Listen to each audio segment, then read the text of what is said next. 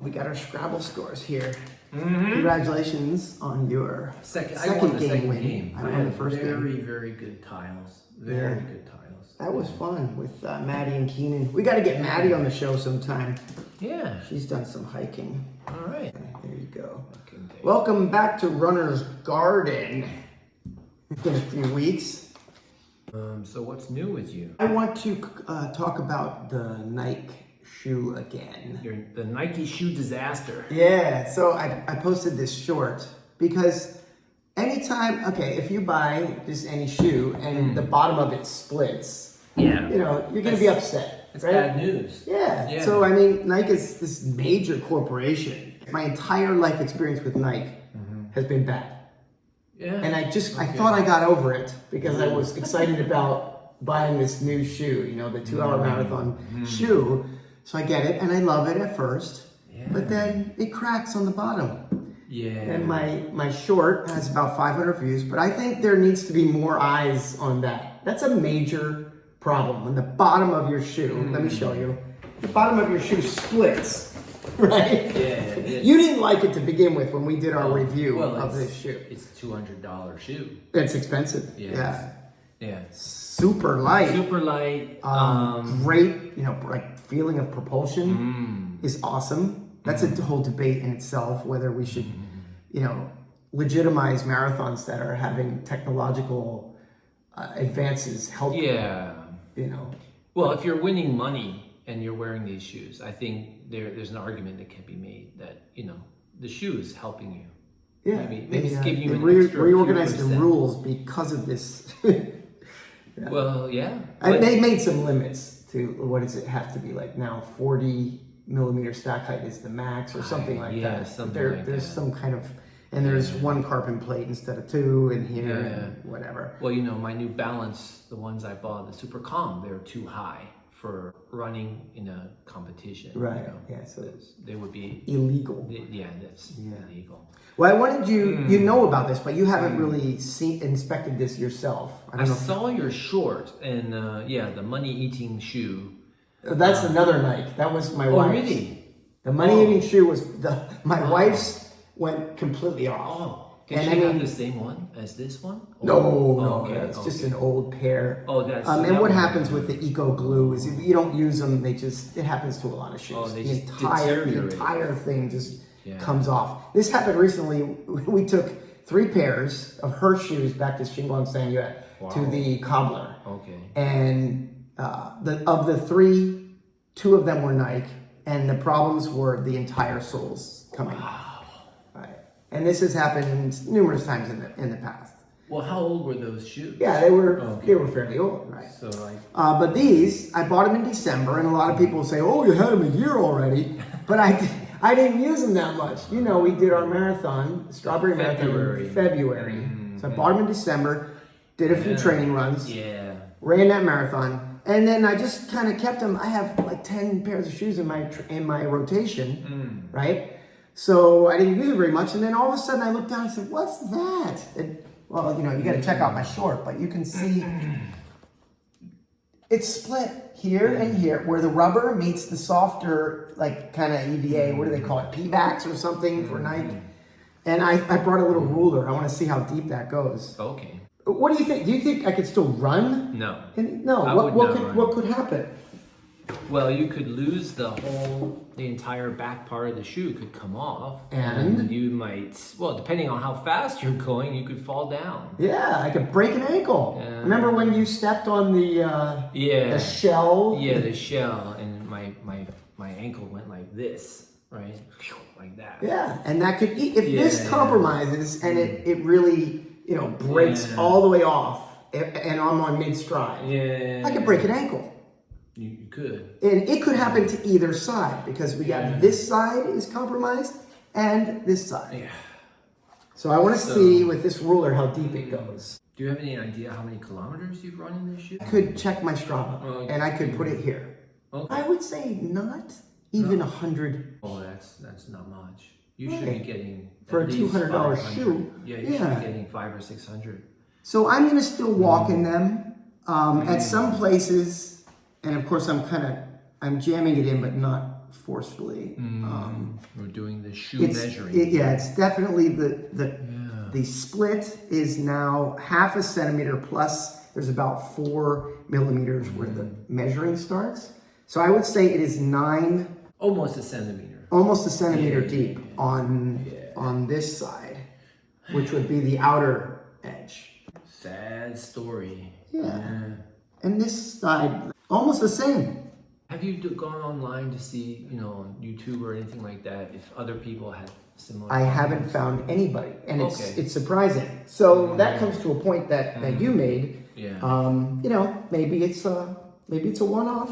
It could be a fluke, right? It could be. Yeah. A little unlucky. Yeah, I mean, the marathon that we were in was quite hilly, so there was some bounding, and in my age, I think I'm more of a heel striker now. So there is definitely, and these are made for, as you can see, they're made for you to be mid or forefoot striker, and I was striking back here. But still, I'm 136 pounds. I'm not that big of a guy. I'm a lightweight still. My impression when I first saw this shoe was the top would be the first to go because it's so delicate. I mean, and it's so there's not much of a mesh there. Yeah, but actually, it's pretty resilient. Yeah. I like the mesh. The mesh made it so light and airy. Airy, yeah. Airy, yeah. But here's one thing. 2 of the comments that were on my short. One was WTF, what the? And then another comment was I think it was maybe Australian. You bought a fake pair of Nikes, mate.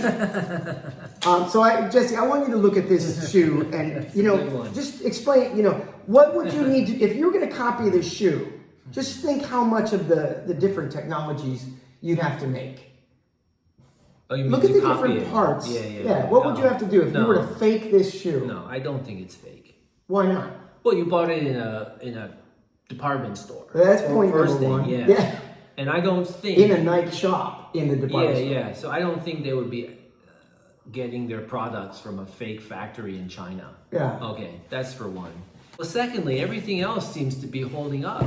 I mean, there's not a lot of wear. The forefoot, there's not a lot of wear. I mean, if it weren't for this, these shoes could definitely go for a couple of 100 kilometers. Oh, yeah. So, and how light that is. Yeah, there's not even too much wear on my typical wear pattern right. of where I usually have. No, you didn't buy a fake shoe. I don't think so. Look at all of the, you'd have to fake that. You'd have to fake the rubber. You'd have to fake the P-backs somehow. If I'm saying it correctly, you'd have to fake the mesh. You'd have to fake, this material here. Yeah, where lacing. Laces are. They have the QR code in here, which leads directly to Nike.com. And all this stuff. And there's no spelling error. Usually you can spot a lot of fakes. And people who buy fakes know it. They just want to have the authentic look. Yeah. But for a running shoe of this caliber, I don't think anybody would want to buy a fake one. This says it's made in China. A lot of shoes are made in China. I think Nike has a lot of factories there. Covered by 1 or more patents. We can rule that out. It's an original shoe. If you're really unhappy, I would go back to the shop and complain to them directly. If you're ever in the department store. I don't have the receipt anymore, but I could still do that just to feel good. Yeah, and they might have another. They might say, well, you could do this, or you could contact this guy, or change your running style. I don't know. I don't think they would do that. Yeah, I do know somebody who works for a company who makes Nike. Oh, okay. And before this shoe, when another one of my shoes from Nike fell apart, I texted her just because she has met Mr. Knight, like the creator of Nike. Oh. Yeah. Okay. So she's in Taiwan. She's in Taiwan. They have a her family has a factory. She was my student years ago. I also took her to the States on one of my camps. But we had a text back and forth, and it got into talking about planned obsolescence. Do you know what that is? No. So it's like creating a product knowing that it will fail so that you can keep selling to consume. They're not going to be able to keep it forever, so they're going to have to buy another one. So the trick is making it last just long enough to satisfy the customer and keep them returning customers. Okay. But you're actually knowing that something will wear out. And that's specifically for shoes? It's a big deal in shoes. Okay. Yeah, which is why I absolutely love my vintage Doc Martens, which are 27 years old. I should put them right here. Those were made in England, and they are just, you can build a shoe to last, right? But, I mean, there's so much wear and tear that runners, I mean, you're going to eventually wear down the sole. Yes. But everything else, I mean, you could make it to last if you... Oh yeah, I've got shoes that I've been wearing for years, and they've got over 1,000 kilometers on them. I don't run on them anymore, but they're still comfortable enough to wear around town. Yeah, I have a pair of Hoka Cliftons, which did give me blisters in marathons, but I'm well over 1,000 K in just wearing them. They're nice. I have a pair I'm wearing right now, Hoka Clifton 8s, and they're really comfortable. For just doing a short walk, like a 1 hour walk. Perfect. Yeah. So shoes could last. Shoes, if they wanted them to. Do last. I don't know what's with this one. Yeah. Well, I have had a lot of, like I said, where so this is not the first time. With Nike, it's like at least it's a different problem. The problem with one of my pairs and two of my wife's pairs, maybe even more going back, 20, 30 years, is the complete like falling off of the sole. Okay, Have you ever had that happen to you? No. Never. Never. Well, one thing is my wife doesn't always wear, she lets them sit around, and I hear if you don't use them, you lose them. It depends how long you don't, 6 months. Eco glue gets. Right? I mean, it sounds like you need to rotate your shoes more often if you want to avoid it. Maybe it's a good, good way to preserve the shoes you do have. Yeah. But if you're buying new shoes, you don't want to wear your old shoes, do you? That's right. So you want to wear your new shoes. Yeah, I was so excited about these, And they have a place where you can actually write your marathon time on them on the other shoe. And I was going to actually display it. In near my trophy, my medals displaying area. The strawberry run. Yeah. That one. Yeah. Well, that's not a great time. But before I got that time, You finished. Yeah, I finished. So I was going to hang these up as kind of like a trophy. There's no way I'm doing that now. SEC.gov, stats from 2022, Nike's actual statement. One, they are the largest seller of footwear in the world. So this is a big deal if if you buy them and their shoes are being compromised. They use what's called contract manufacturers. 139 tier 2 suppliers getting their materials from a lot of places all over the world. They have 120 finished goods footwear factories, in 11 countries. Let me say that again. 120 finished goods footwear factories in 11 countries. So what does that make you think of in terms of problems with shoes? Well, one thing that comes up to me is the quality control. That's right. So in other words, Nike has a contract with these different factories and says, we need this, this, and this. And I'm sure they're very minute they're very precise about what they want. But is it possible that that each different factory getting the same contract details could make a slightly different shoe? In each different factory. There might be some whether variation. the P-backs is slightly different, the glue, the stitching. Yeah, there's a possibility there. Yeah, if they're making, mass manufacturing, they must be making hundreds of shoes a day. Yeah. Right? So, you might have a point there with quality. A direct quote from their SEC release 2022. It says, while we require our suppliers of products to operate their business in compliance with applicable laws and regulations, we do not control their practices. Well, there's been a lot of controversy about hiring underage workers in the factories. So they might be trying to say that we're not directly responsible for those. For our shoes. No, that we put the practices. That we put our shoes on. as you mentioned, they have 120 factories. I'm not trying to be the devil's advocate here, but for having one of their higher level representatives to visit all of those factories and make sure that they're complying with everything would be quite difficult, wouldn't it? Yeah, you would be concerned about quality control because it hurts your bottom line. If one of those factories is selling crap shoes. Yeah. Okay. It's getting out to the consumer. The consumer makes a choice. I will never buy another pair of Nike again. Okay, but so that's a big issue. Quality control of the factories that you are dealing with. But however, you haven't actually made this case obvious to the Nike front office or whatever. So they have no way of knowing where this shoe came. 106 reviews, 4.7 stars. Really? Here's one with a durability issue. My sole split from the shoe. Doesn't last at all. Here's a response from Nike from one of the postings about the wearing on the sole. These are meant to be more of a race day shoe, not recommended for everyday training. Outlets make you a Nike member. No, I don't want to do that. I think they check videos about anything that comes up Nike. Oh really? Yeah, I'm sure somebody had their eyes on it. Okay. If people are dissing them. Yeah. Legitimately dissing them. Oh, and for those of you who think I somehow manipulated this shoe, trying to tear it apart with tools.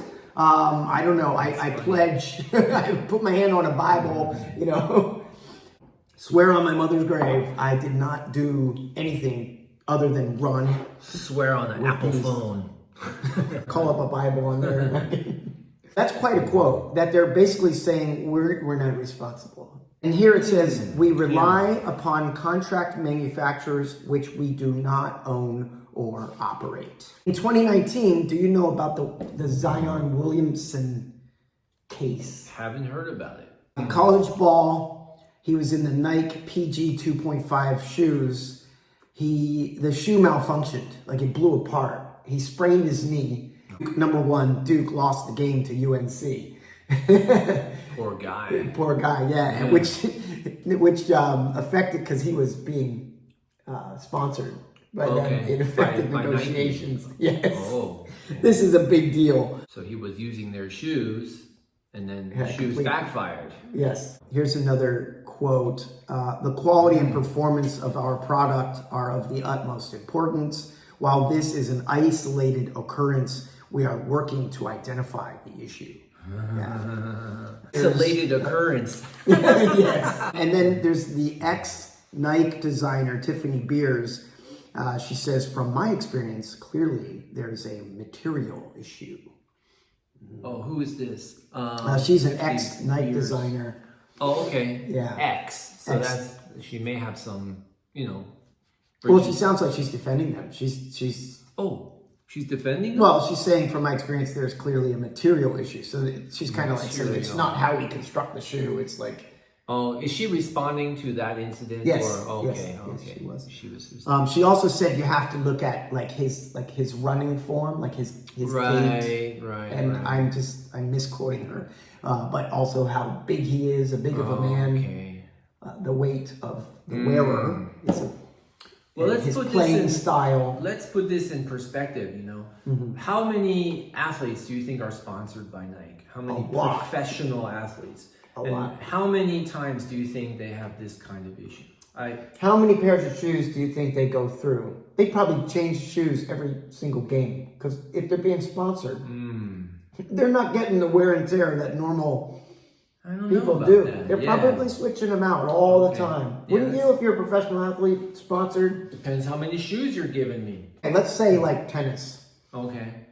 I bet you they change shoes for every tournament. And in every match? I don't know. That's a good question. Yeah. They have like 4 rackets in their case. I mean, you would think. But they keep using the rackets. I mean, I don't think they'll restring the rackets and use them again. But they have 4 different rackets. I know. But they I'm pretty sure they probably keep using those same rackets in Yeah. every tournament. Unless you like Kyrgyz or something. What's his name? The guy who Djokovic? smashes his rackets. McEnroe? Got his name. I forget. Nick. You know, I guess it depends on what level of athlete you are, how much, you know, your ties to Nike, you know, what kind of contract you have with them. Must be a lot of variations.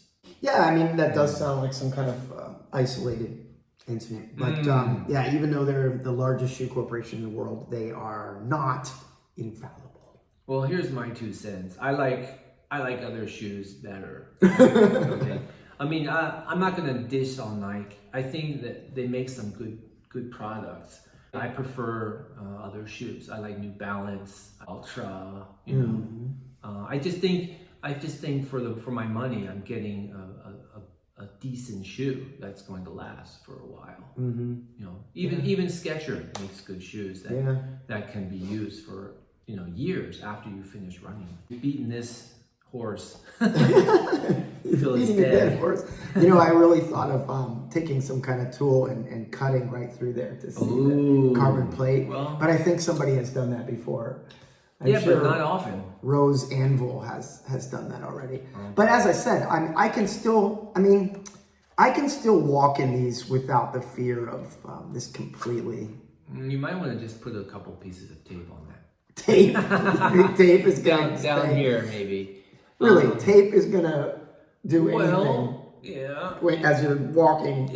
Suppose you're walking in Taiwan and this thing just falls apart on you, and you got no shoe to back you up. You better. You might have to go barefoot or you something. have to go buy a new shoe right then and there. Yeah. Yeah. Maybe Good if I bandage it like this. A spare roll of black tape with you when you go for a Yeah, walk. gorilla tape. Collect your thoughts. I'd like to hear about your marathon. Okay, that won't take long. Yeah. That was a snack on another one of these delicious cookies. One more before he comes back. I attempted a marathon on Sunday, 5 days ago, and it was called the Tongshao Chase the Wind Marathon. So I was excited to run along the coast, just like, you know, most people like to see the ocean and feel the nice wind. But actually it was more of a gale than a wind. The first 10 kilometers just wore me out because I was constantly running into these winds. It was not a constant wind. It would slow down, and then you would start to get your rhythm again, and then suddenly another gust would come up and blow you so that you were actually, you know, fighting to keep your pace. Well, was it ever behind you? Like, you would think at the turnaround, it would be behind you, pushing you. Yeah, it was. It wasn't as a positive force as it was when I was running against the wind. So let me get to that. So I decided to throw in the towel at the half marathon turnaround. A couple of people said, "Well, you're going the wrong way. You're supposed to go that way." And I said, "Well, I'm giving up." The workers at the aid stations were very sympathetic. You know, one of the women said to me, "Oh yeah, the wind is terrible. It's not good for running." Yeah. And I said, "You're right. I'm not having a good time." So I did the turnaround, and basically it was an out and back. So as I did my turnaround with the half marathoners, the marathoners were actually still behind me. I was doing a pretty decent pace, even with the wind. And as I turned around, marathoners behind me started to notice that I was running back to the starting point. And they were looking at their watches and just kind of stopping and saying, are you running a full marathon? And you're in first place. They actually said that to you? Yeah, they said, you're They were like shouting to you? Yes. A couple of them were shouting at me saying, "Number one! You're number one! Go! And I was like, "Man, but I'm not doing the full marathon." And You say that in Chinese? yeah, I said, "我放弃了." And 我没有跑全马 Yeah. So That's okay. Yeah. I mean, I actually enjoyed the attention. It was a good feeling. Yeah, being a foreigner too. Yeah, it was a good feeling because I got what it would be like to be the leader of a marathon. Like half a dozen people had looked at my bib. Yeah. I decided to fold it up. Oh, okay. Yeah. So I took attention. I took the pin and I just folded it and tied it. However, when I got to the finish line, they saw the lower part of the bib. It was red. Yeah. The blue was half marathon. Yeah. And they were like, "You under 3 hours," you know. So, and I had to tell them, no, I just did the half. I gave up. Did you get a medal? I did, and I also got a certificate. So the medal was the same for any distance, or No, it was a half marathon medal. so they gave you a half marathon. Yes, they did. Well, you legitimately finished the half. I marathon. did. I did. And another point I would like to make is that in Taiwan, the full marathon and the half marathon fee is almost the same.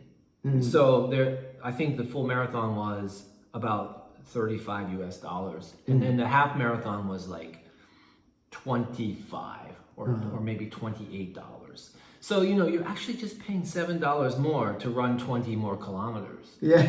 So, the way I see it is from now on, I'm just going to sign up for marathons. And if I feel like giving up at the halfway point, I'll just turn around. I'm not really interested in competing, It doesn't really matter which Your place certificate.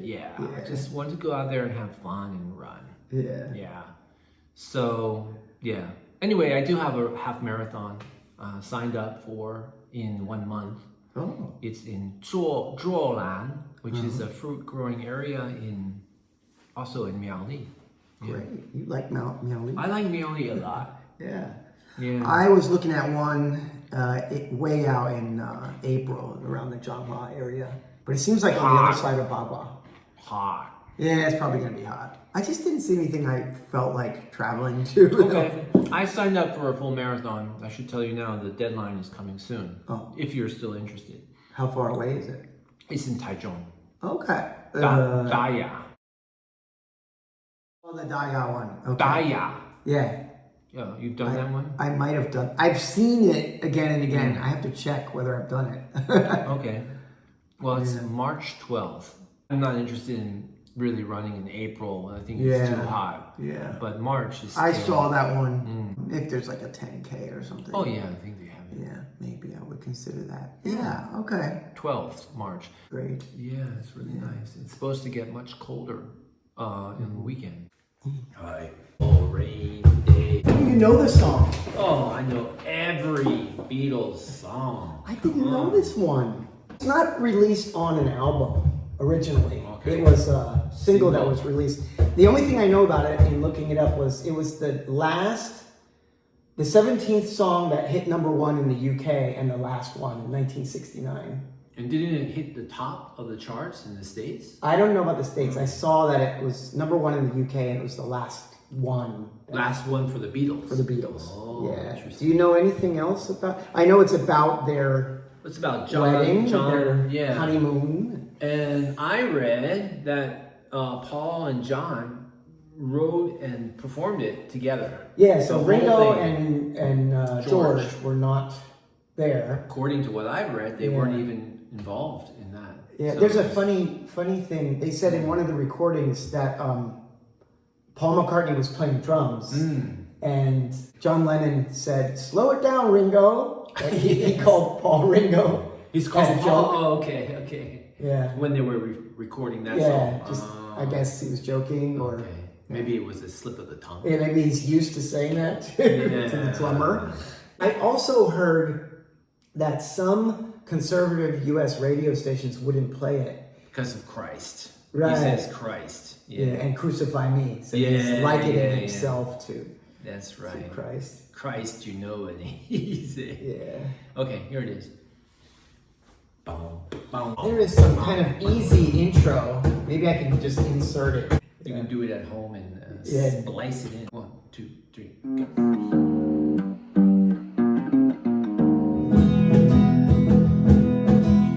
Standing in the dock at Southampton, of France. The man in the Mac said, you gotta go back. You know they didn't even give us a chance. Christ, you know it ain't easy.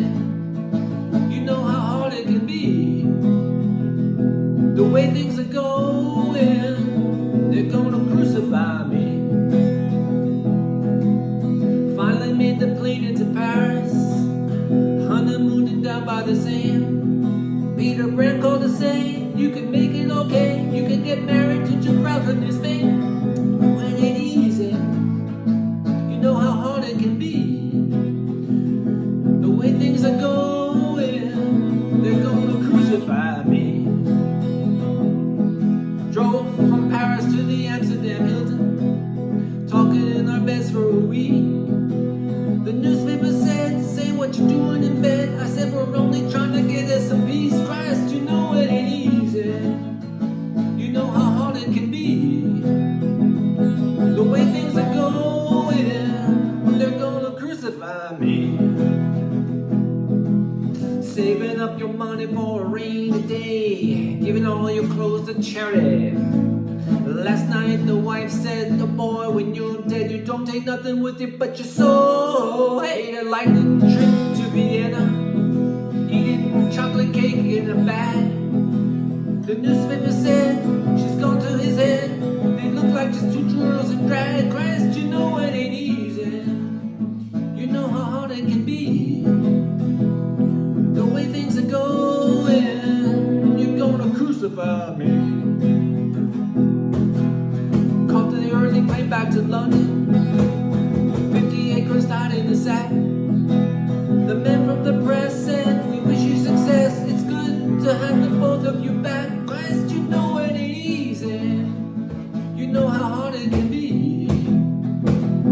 The way things are going, they're gonna crucify me. The way things are going, they're gonna crucify me.